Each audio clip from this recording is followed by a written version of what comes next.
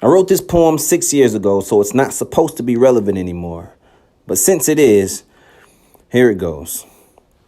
So I'm scrolling through social media, looking at posts, trying to get a very good scope on exactly how they view our brothers-in-law. And I'm hoping I'm just being hypersensitive. Or maybe that the news is being over-exaggerant, but sadly it seems to be a systematic plan in place to put our black boys down. And that's why I pray.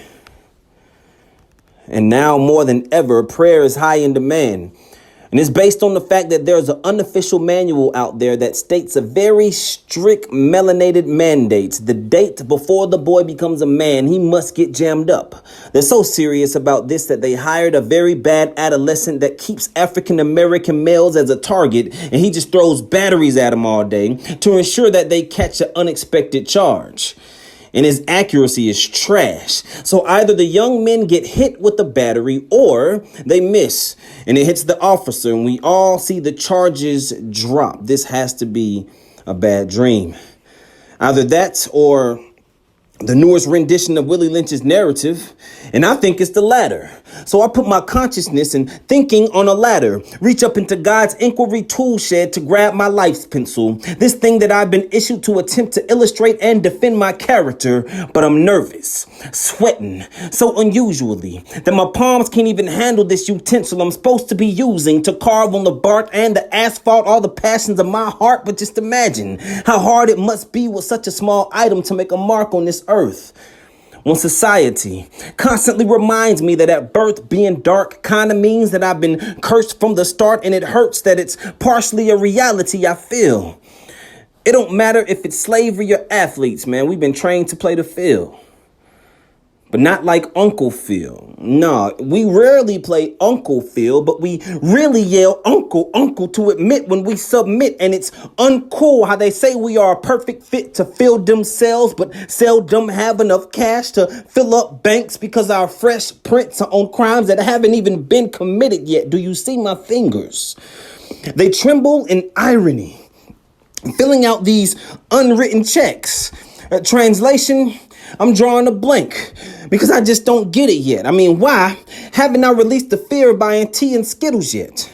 How come I'm still so reluctant to turn my music up a little bit and explain to me while I'm still so angry at that idiot who fidgeted claiming he didn't know the difference between his taser and a pistol? Are you serious? Because I am.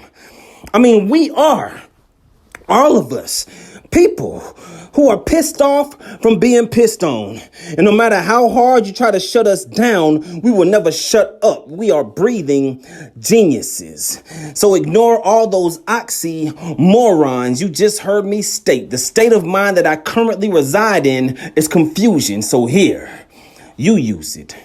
Use this pencil. Try your best to draw to a conclusion, because this inquisitive nature that I have has me pulling up some questions. Like, first, who even let you in the academy?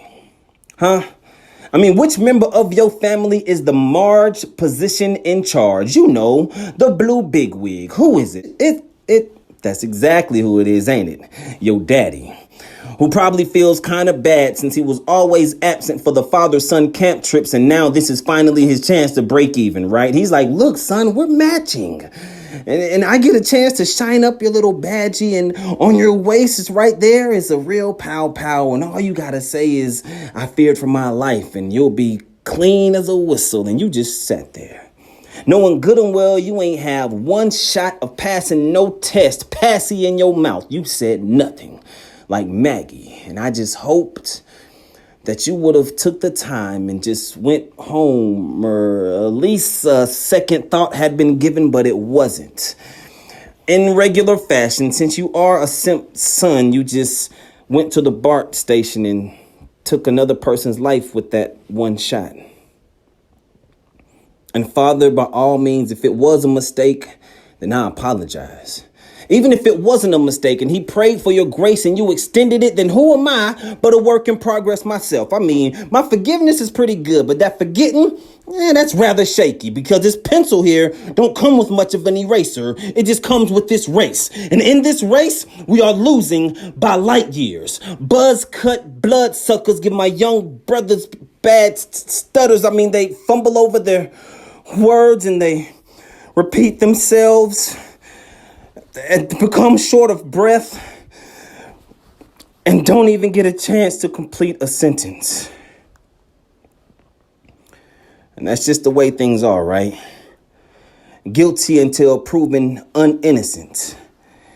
In this one nation under the majority's decision, God stays to the side. The divided states of America, land of the thief, home of the slave. I remember the days where if we wanted to see Jordan's greatness, we'd see that instead of Jordan Davis. We'd see the dream of King instead of Trayvon Martin's dream being taken away. We would see us actually breathing while we're out there being Garners instead of yelling out, "We can't breathe," like Eric Garner. And then we are still having this conversation to this day. This poem should no longer be relevant.